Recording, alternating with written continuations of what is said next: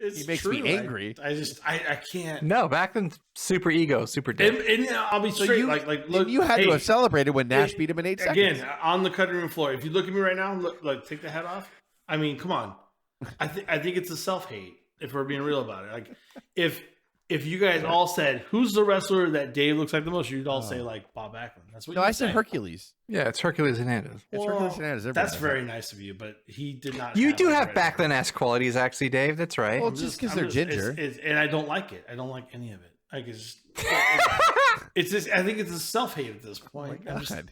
Backlund was a great guy. People love Backlund. People love you, Dave. He had a great complexion, Dave. Take the love, Dave. Accept the love. Freckles are bad, you know. Just a hot ginger, as they say in the business. Sure. The hot ginger.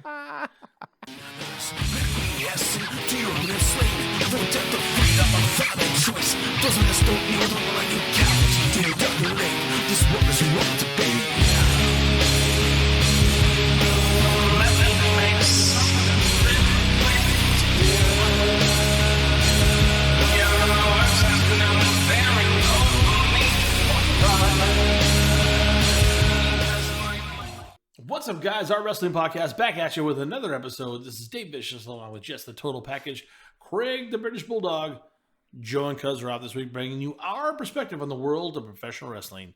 No inside sources, no ties to the industry, just stories from the diehards, sharing opinions with you. Can someone feed me today's topic? We are at Dave's request. We're doing the Legacy of Kevin Nash. That is not true. Dave wanted it. Dave has been clamoring for almost 2 years. When are we doing Kevin Nash? When are we doing Kevin Nash? Legacy. Is there anything bigger than a legacy? What can we do? Is there anything bigger than a legacy? Kevin. We are doing the red son of Kevin Nash. Is that bigger than legacy? I don't know why I went to astronomy. Yeah. Actually, our Lord and Savior Kevin Nash, episode 1. Not even gonna Dave, respond. that's just what you said. Stop it. This is for audio fans. Give us a listen on Apple, Spotify, SoundCloud, iHeartRadio, David, not coming clean. Podcast. Weird. Yeah, or you're just watch a our liar. videos on YouTube at Our Wrestling Channel on social media. Can you do us a solid and give us a follow on Instagram or Twitter at O.W.P 2019? Typical or Raider at fan just Facebook at gaslights Our people. Wrestling Podcast. Yeah, Raider fans are pretty realistic. he's always listening. We're just trying to plow forward. Sorry, David. Craig, right. Huh? You know you don't want to do this, right? You know what? No, I do. I do. No, because I'm telling you right now, I'm going to go on record right now, is as we get into it, you're going to be like, Jess, I called on Craig. I did not call on you. fair enough. And I will defend Kevin Nash and say that he is he's a catalyst and has been around for the most momentous moments of professional wrestling. Momentous moments. One of them. NWO, Click. I heard about that. He admittedly not Curtain the greatest calls? worker, Yeah. and he would say it himself, but one of the greatest minds and greatest on the mic, and always around at the right time, and a very smart, savvy, and he's still hilarious to this day. You have to be smart to be around at the right time that many times too, yeah? And I would also say not a good worker. Big men don't have to be workers, but... No, and it's not like he lives his own gimmick and thinks he's Bret Hart, where he made that he was crazy in the ring and fantastic and believes his own bullshit. He'll admit to that.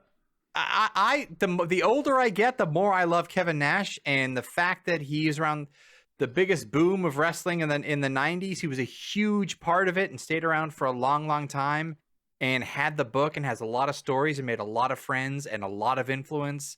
He holds a very big legacy. Actually, you said it best right there. You're like, the older I get, that's why I don't know what it was. I think when Hall passed and we did that legacy, I was just thinking a lot about him, and just, as we get older and our favorites die, we're like, holy shit, like, why is this happening? I mean, obviously he went way too soon, but and I was like, Nash was always attached at the hip with him, and so I started thinking about it, and I was like, God, like he's done everything. Like, when you really think about it, he's done everything a pro wrestler wants to do, from a guy who admittedly from the start was like, I just want to make money.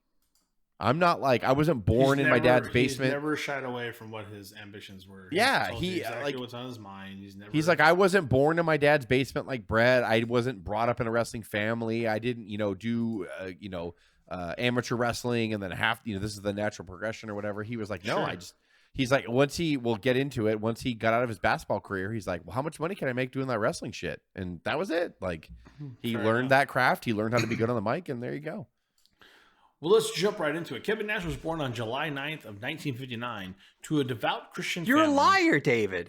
You're a liar. I was literally going to call him a liar for no reason right now, too. In Southwest Detroit, It's going to be hard Michigan.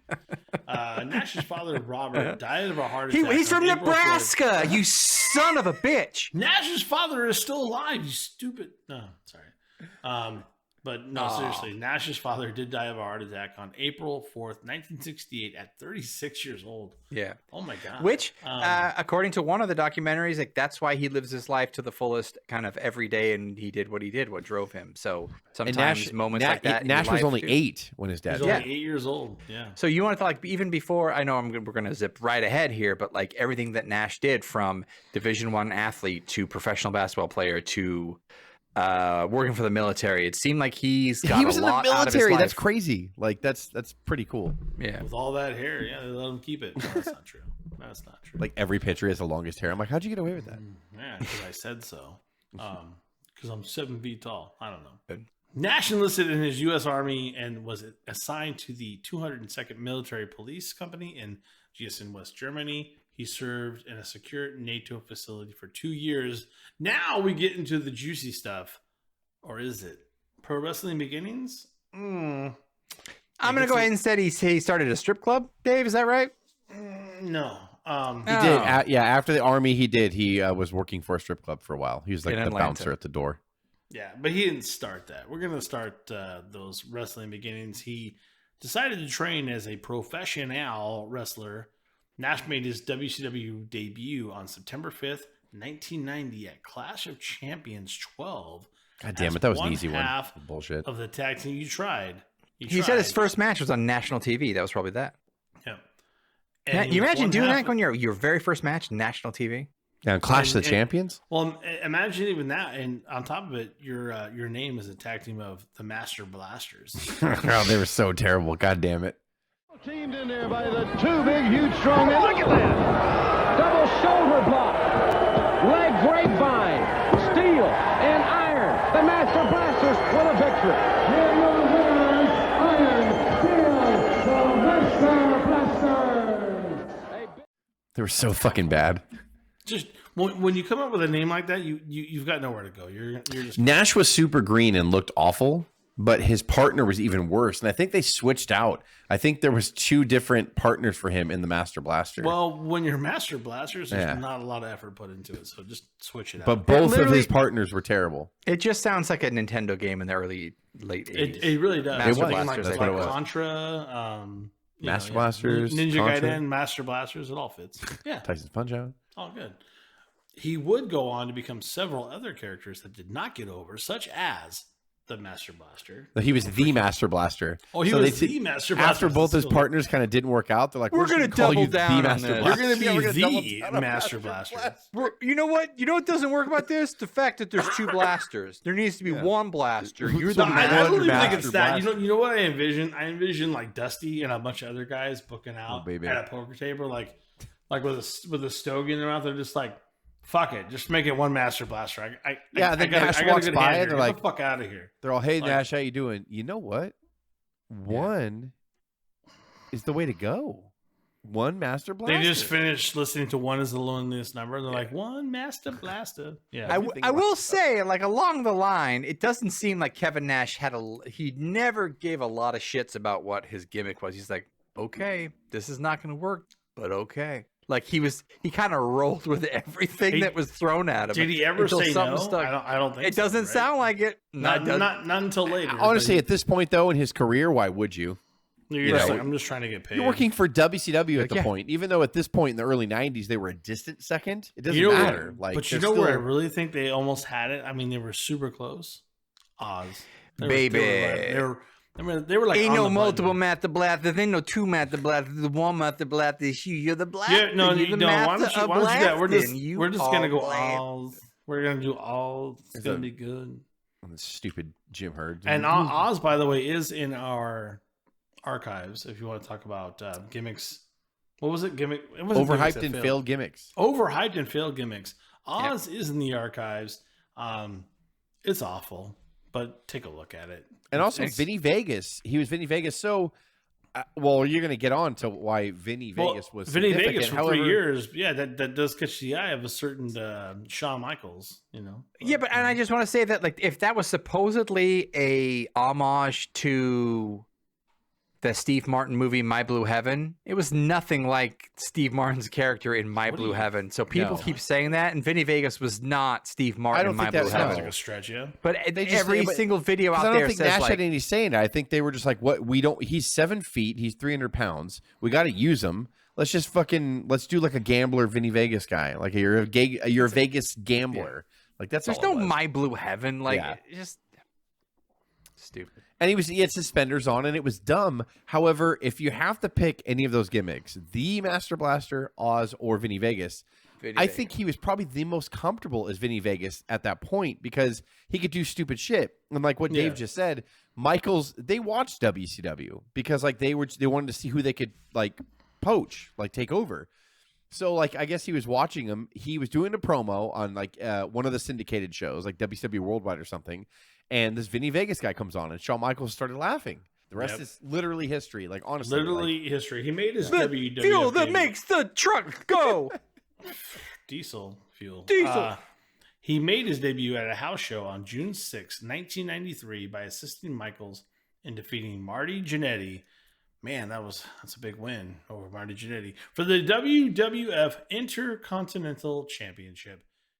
Monday Night Raw. Look who's back on top of the world. Looking down on all of you. The Heartbreak Kid himself, Shawn Michaels, and his insurance policy, my bodyguard. What's it feel like to be like me? You will never, ever know. While he was being Diesel and developing his character here, Nash told a funny story about how Bruce Pritchard would always produce him, and Pritchard backed that up on his podcast. And like they would lay out, okay, Michaels, we want you to do this and that, and we want you to cut some promos right here, and Diesel, you're going to stand right here and just behind him, and Diesel would be like, what do you want me to do? And Bruce Pritchard would be like, I want you to like just put a black glove on, and I want you to be the greatest at doing this. And that's all I want you to do. And that's all. And he was like, and he understood. He was like, I got it.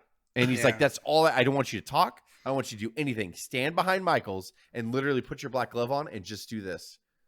And just do this. That's all I want you to do. And like, he was like, it was the best advice anyone's ever given me because he's like, I was stoic and I was like this, who the fuck is that guy? And he's fucking huge. Mm-hmm. And, you know, Michaels is no giant. Michaels like 6 feet tall.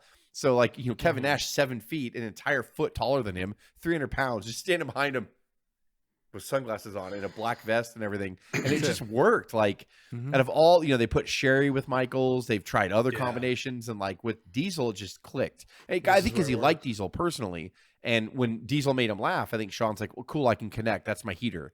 That's the guy that's going to get heat on me because I'm a little bitch. And so I can't stand up to everybody, but this guy is going to be like my equalizer and he's going to keep me in matches and I'm a shitty heel for that. And so it just works like really well. It does work. It really does work. Fast forward a tad though, Diesel actually wins the Intercontinental Championship from Razor Ramon following interference from Michaels on the April 30th, 1994 episode of Superstars.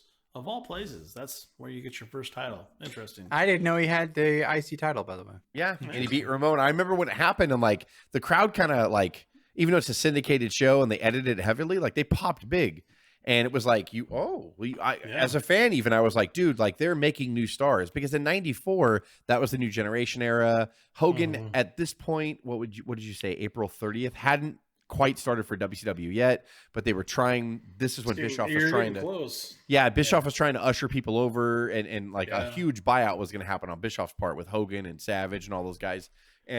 But here, like Vince was trying to get away from the old guys. It was all about the new generation. So to see like him, he was Shawn Michaels' bodyguard, and then he starts wrestling more singles matches and getting better, and then you put him against Ramon. Michaels, I think, was injured.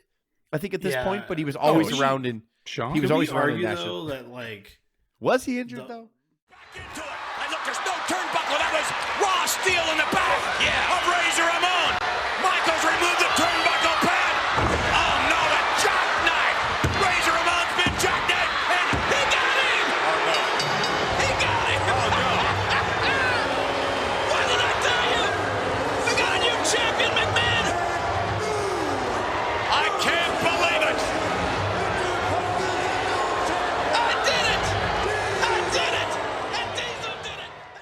Vince was like, I'm not going to go with big guys anymore. But then Nash walks in the door. He's like, I'm going to go with big guys.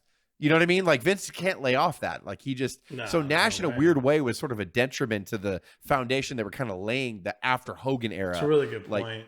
Yeah, and then Nash comes in, and we're gonna read on here. You know, we're gonna read on whatever it was is what it was. But like, we're just gonna.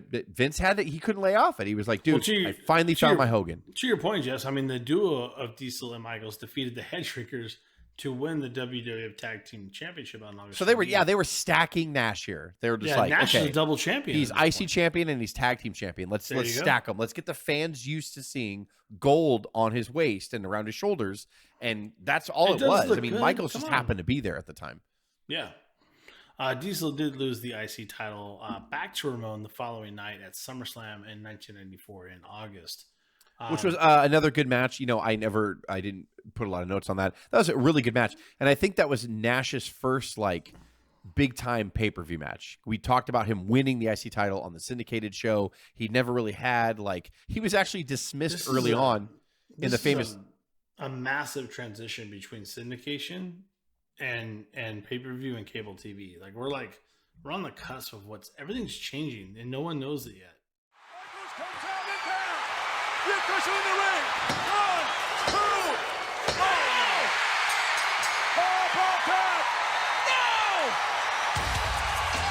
The winner of this fight has been Intercontinental Champion,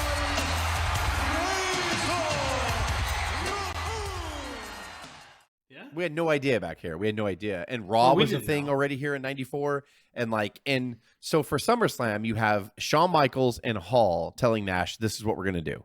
Like, this is how we're going to do it. Sweetness Walter Payton was in Razor's corner, and Shawn Michaels was in Diesel's corner. And it was a really good pay-per-view WWF match. If you go back and watch it, again, Nash had to have learned a fuck ton from this match because, again, it's live. They were the first company in the United Center, like non-basketball. And they sold it out, and it was awesome. And, like, I remember, like, just this match being super entertaining. Like, this was the night also, too, that Brett Nolan fought in the cage, which was amazing. The first 5-star match from Dave Meltzer in, like, a decade in WWF. But I remember the Intercontinental title match being really good and thinking as a fan, holy shit, like, we got Owen and Brett in the main event. I like how you just inadvertently give Meltzer credit on something that he almost never does. This is true. It was a shitty thing on my part. It was a shitty thing on my part. Yeah. So the trio here, you have Hall, Nash, and Shawn Michaels backstage teaching Nash, this is what you should do. This is how we're going to build heat. Dave mentioned that, you know, he lost the Intercontinental title here. Dave's going to get on to it about how him and Michaels' on-screen relationship starts to disintegrate so they could separate Nash. I think this was bad in the sense that it's Vince's giantism like taking over, going, we could just do it, let's do it, instead of really, I think Nash could have simmered in the pot for another year after this. I think, but to your point, I think Vince saw a 300-pound man. Like, but wrestling was weak here, right? Business was down. They were trying to do a new generation. Could you imagine Vince seeing that at that moment and being part, you know, seeing the Hogan build that he created and going, this could be the guy? Yeah. The alliance between Diesel and Michaels dissolved after Survivor Series in 1994 in November when Michaels accidentally performed a super kick on Diesel. Diesel then chased Michaels, and despite failing to catch him, the reaction from the crowd turned him absolute babyface. However, Nash was no longer a tag team champion, as Michaels' actions resulted in the team being forced to vacate the titles.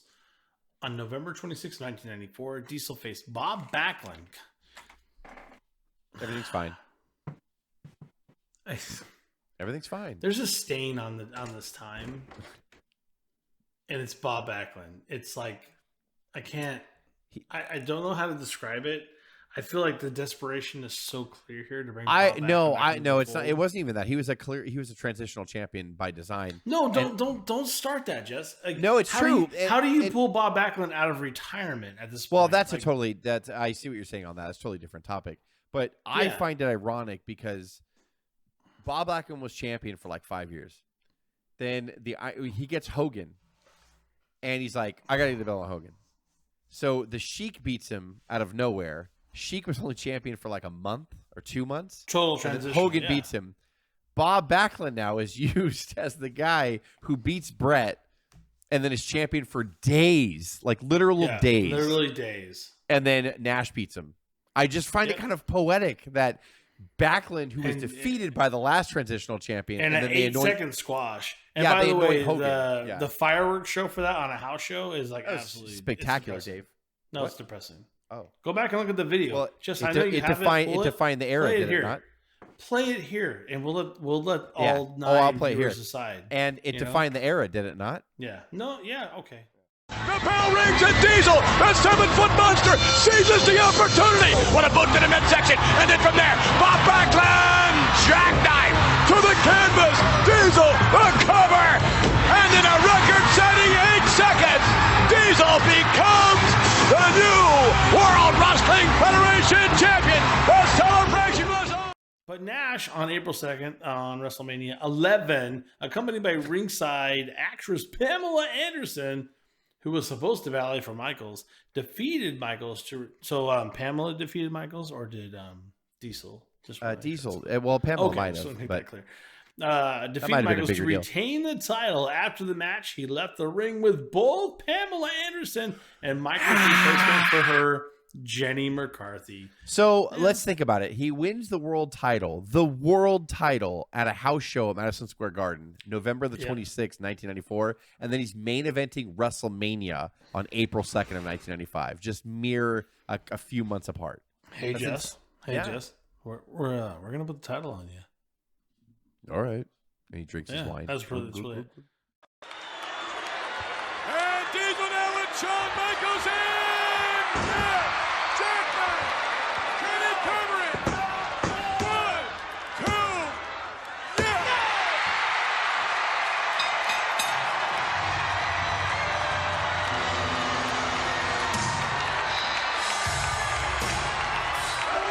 What a matchup! World Wrestling Champion,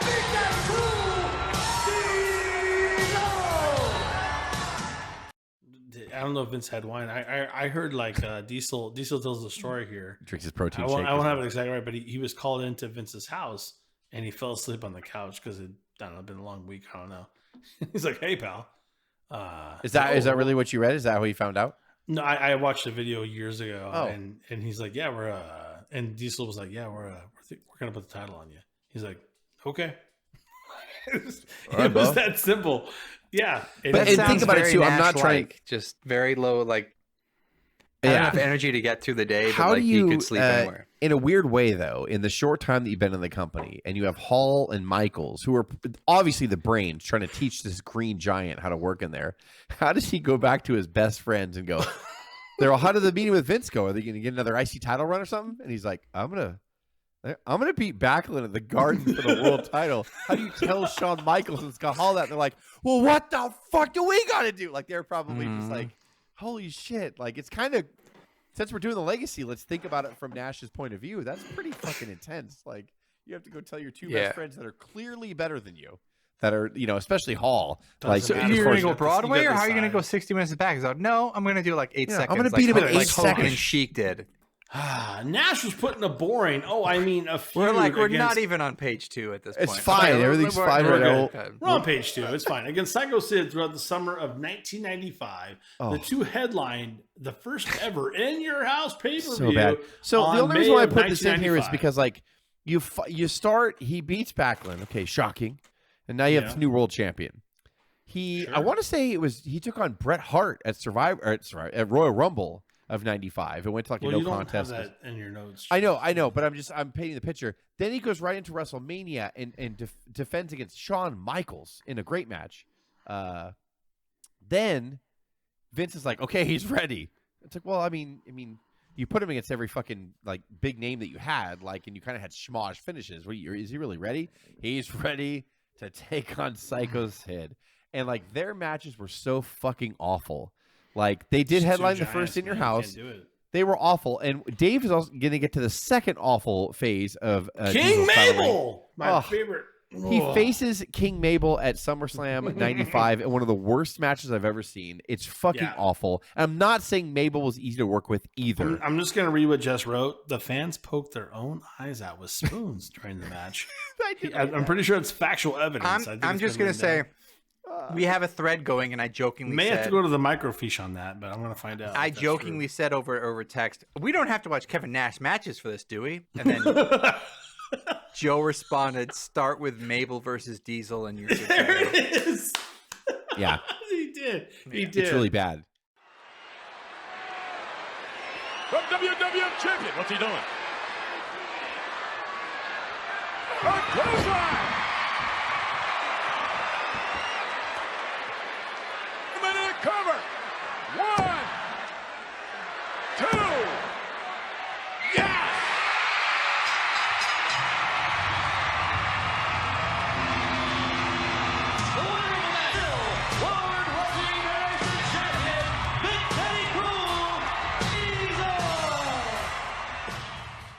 It's really bad, but it also so it sucks is because like so Vince is like, okay, I got to go back to my old Hogan formula. It's got to happen, and then he tries it and he's like, ugh. A couple of things were realized here. Hogan's not as bad as people think in the ring. You learn that by watching Nash. How did you? Wait a minute, hold on. I'm just looking around. Huh? I don't see any notes anywhere on my Dave Meltzer floor or anything that had anything to do with fucking Hulk Hogan. In this Dave Meltzer floor. I'm inserting him into this. I'm looking for it. Well, because the reason why. I forgot my floor is clean. Because earlier I brought up. You're nothing like Meltzer. You're very clean. Earlier I brought up the fact that like he was trying to pull away from the Hogan era, and then he had two great guys, like Bret Hart and then Shawn Michaels and Owen to a certain extent because Owen was in the main event program. And then he's like, he sees Nash. He's like, fuck it, I'm going with that. He had Mabel. Mabel. Well, no, he was trying to do the Monster Factory, right? Just like Hogan did. He had his big, tall world champion. Did Mabel have his fangs here? So what did they do? Mabel's a legend. So what did they do? What did they do with Hogan? They brought Hogan had so much charisma. He was so popular. They're like, we need to make a Monster Factory for him. Bundy, Andre, One Man Gang, big guys. And they threw small guys in there too. Yeah, Earthquake later.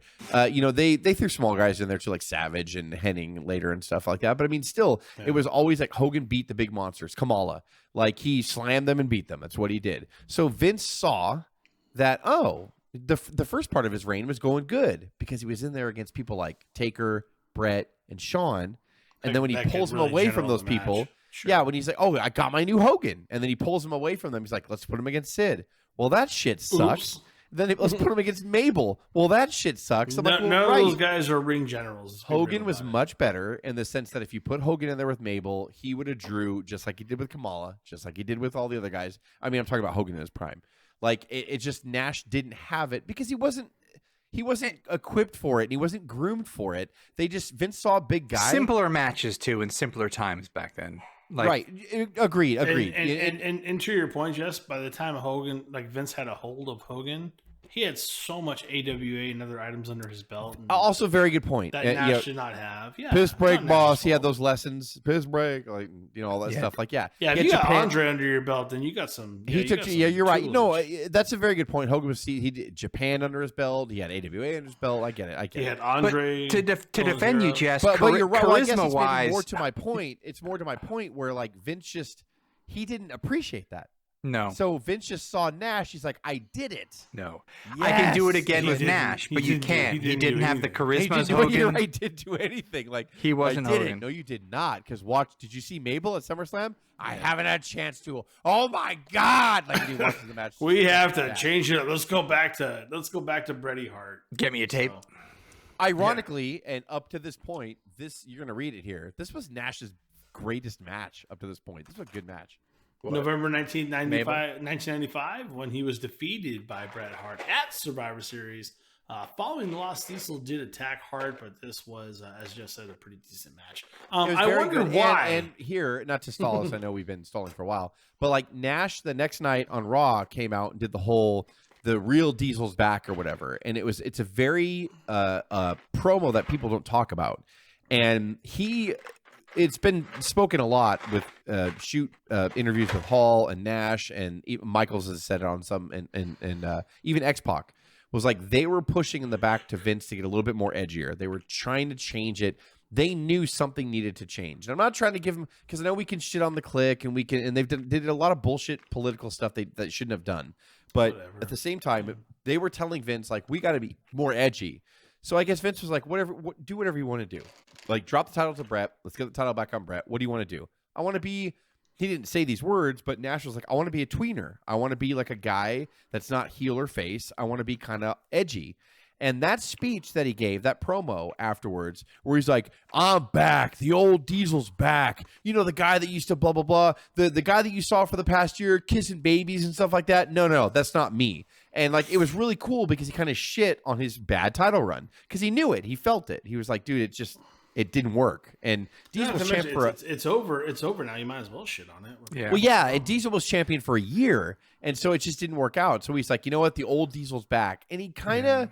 It was some of the crowd popped in this promo, and then people started half booing and half cheering him afterwards because he was a tweener. Either way, everyone's invested. Yeah, The first guy to ever do a middle finger on WWF television was Diesel, not Stone Cold. Yeah. What? Not Stone Cold. How about that? Oh.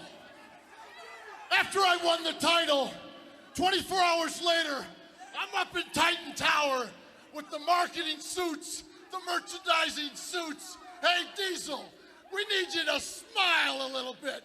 We need you to be a little bit more politically correct, a little bit more corporate.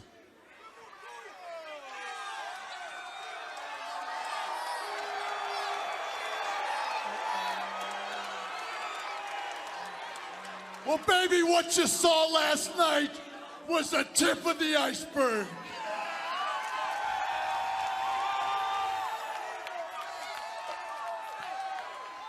Big Daddy Cool's back.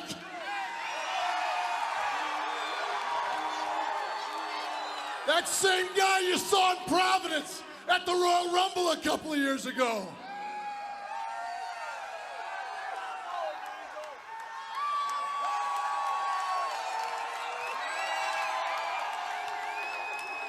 The only thing that matters to me right now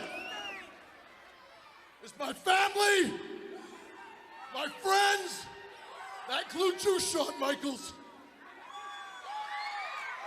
And I'm not saying something. I'm not saying I'm not going to smack hands, but it better have a black glove on it, baby, because I know you're with me.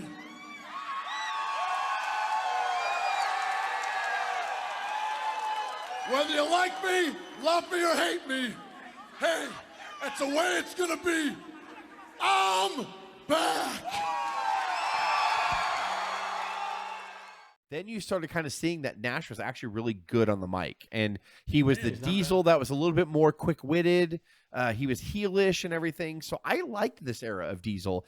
Ironically, after his world title run ended, he stumbled onto something which leads him into his next his phase. contract is actually in a state of flux, right? So Yeah. at the time, WCW was offering large amounts of money to the WWF talent by Eric Bischoff, WCW executive vice president at the time, to jump ship. Bischoff had succeeded in convincing several high-profile stars to join with WCW over the previous 2 years, including 5-time former champion Hulk Hogan and his on-again, off-again friend and 2-time former WWF champion Randy Savage. I think Diesel's payoffs were getting lower and lower at this point too. Like he was just seeing the writing on the wall. Sure. And it was a terrible period. They're for WWE. struggling. Yeah. They were in the process at the time of talking to Nash's friend Scott Riz Ramon Hall about a contract, as his was also set to expire. So, pretty crazy stuff. Do you need to take a break and we'll cut? No, I was pointing to Hall. Oh, there you go. Nash explained on the WWE Classics on Demand exclusive series of Legends of Wrestling that Hall had been the first to sign with the company and was offered a contract that paid him above Sting money. Wow. At the time, Sting was one of the highest paid wrestlers in the company, and although Ric Flair, Hulk Hogan, and Randy Savage had been making more, Sting's contract was used as that measuring stick in WCW. Hall had also informed Nash that he'd been given most favored nation status, which meant that if someone was hired for more money, Hall's contract would increase to match that contract. That is Bischoff, crazy. Yeah. Bischoff ended up offering Nash a 3-year guaranteed contract with $1.2 million in annual salary. Nash said to Vince McMahon that he did not want to leave the WWF, and if McMahon was willing to match the offer, he would stay. McMahon said no, because according to Nash, he would have to offer matching contracts to other wrestlers, and with the promotion in a bad financial situation, he simply could not afford it. So Nash signed his contract with WCW shortly thereafter. I mean, God bless Vince. Like he never did kind of give way to all this kind of wackiness, and then even the Bret Hart lifetime contract, which he couldn't really do later on. Like he really that could be his biggest mistake is the Bret Hart lifetime contract. He should have never just kept to his guns and tried to be fiscally responsible, and never was like, I can never be this, and I don't have the bankroll for this. Yeah. I go back to the Pat McAfee interview where Vince was talking about cash flow. He was very protective of it. He was not shy. He was always a business guy. He did not want his company to fail. Yeah. I'm not saying that people that fall into this trap do want their company to fail, but a lot of people are just like, fine, we'll give you the money. Well, there's fine. a lot of people out there, Jess, that couldn't then what would he have done? Let's say he matched Nash. He's got to put the title back on Nash. He's got to push Nash as the top guy because he's paying him big money. So why? But to your point, Jess, have you ever heard of a story about Vince not being able to pay someone or a check bouncing? No, never. I've never heard that. That's. I'm just making your point. It's because it's because of that. He managed that cash flow to the penny. You know, we'll talk about it later because Nash was a big part of the downfall of WCW too. It was all those contracts that were so heavy. Vince refused to be like, you know what? I don't see you as my top guy, but if I try to keep you for $1.2 million, you're like, I can't afford that. Yeah, if I try to keep you for $1.2 million and match you, then I got to push you as my top guy, and I don't want you as that right now. Like even if I wanted you as my top guy and someone else came on, I then have to match you to be you will always be the top guy forever. Like that just doesn't work for me. It's not happening. You can also argue too that Stop it. Nash was also a member of the Clique, an influential backstage group that was included Shawn Michaels, Triple H, Scott Hall, and X-Pac. Good for him. At a most noteworthy period of his career, by the way. I only noted that because, like that, he's a part of the Clique. And I think he's a part of the Clique. Yeah, he's a part of the that whole period from like 93 to this when he leaves, it's like that. They were super influential in the background. Several times, the curtain call. And they were super political in the background. They were super influential. Sure. Shawn had Vince's ear. They all did. Hall did. Nash did. They all had Vince's ear. Yep. Diesel lost to Undertaker at WrestleMania 12 on March 31st. The Undertaker! Live to fight another day! Sensing the power, scoops up Big Daddy Cool! No! Sets him up! No! The tombstone! No! Is that enough to put him away? King Diesel being put away too!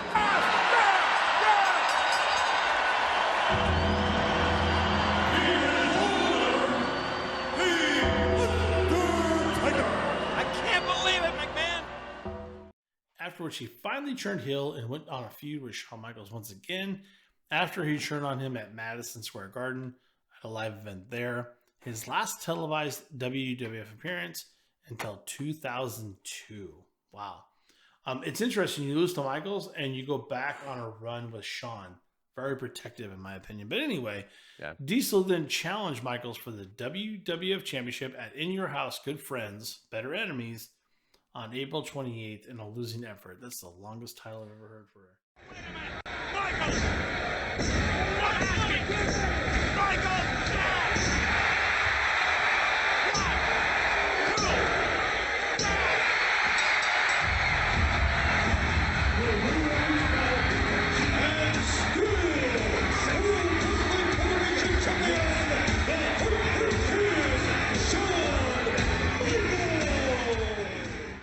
Dude, that match, and this topped the Brett match. Like this match, Diesel and Michaels, to this day, I think this was Diesel's greatest match, Kevin Nash's. I'm telling you, you got to see it, and so good. Again, we want to crap on Michaels at every step because we just don't like the politicking, but the guy could work, man, and he could take care of. Yeah, I don't crap on Michaels. It's the best match that Nash has ever been involved in. You crap on Triple H, it's kind of the same thing. But anyway, wow. there you wow. go. Wow. That is shots fired. That is Wow. hurtful. Wow. Wow. Diesel then challenged Michaels for the WWF Championship. I'm sorry, that is the same thing I just read. And You're fine. Everything's fine. No. he then wrestled Michaels for the title once again at a steel cage match in Your House show on May 19th, but he was again defeated. After the match, Diesel, Michaels, Razor Ramon, and Hunter Hearst Helmsley and a group of off-screen friends known collectively as the Clique, they hugged one another in the ring and wished each other farewell. Bastards. When they held their hands up high together. Can you imagine exposing the back workings of pro wrestling? Are you thought they kidding asked me? permission. I'm just saying. This It's was the real to curtain me, call. damn it. And knowing their contracts and when they're leaving, that will never happen. Oh, wait, that's all No. we fucking do now. It's like talk That's about all we what do. happened in the back. Yeah. Yep. All because one jagoff in the top section brought his Recorded early, it. And he's early all- handy cam. Like, Yeah, when it's that one camera view you he always jizzed see. everywhere. Yeah. Shortly thereafter, with his obligations to the WWF. But I'm very Bill happy that Cash it cost left Triple H to be buried for many months Yeah, and this losing is to the what I was Warrior. gonna 10 say. Yeah, seconds. but Craig, I think he got his revenge on you after that. Yeah. Which is fine. Yeah, I No, think he's okay. no, I don't. I've never heard of him since. Yeah, it's weird. But Yes, do you understand? The death of freedom, a valid choice. Doesn't this don't need a you count? Do you this what is wrong?